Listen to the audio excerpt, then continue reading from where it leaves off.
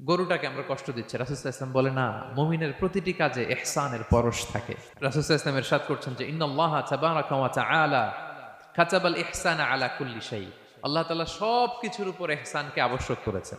অন্যের প্রতি অনুগ্রহের পরশ থাকতে হবে। তারা প্রাণী জবাই করবে ঠিকই খাওয়ার জন্য, কিন্তু এখানেও ইহসান করতে হবে। তারা মৃত্যুদণ্ড কার্যকর করবে, ডেথ পেনাল্টি রাষ্ট্রীয় আইনে, কিন্তু যেমন মনে চায় তেমন করা যাবে না। ওইখানেও ইহসান রাখার দরকার আছে না নাই? প্রিয় ভাইয়েরা, এই ইহসানকে যারা মেনটেন করে জীবনের সব কাজে, আল্লাহ তাদেরকে বড্ড ভালোবাসে।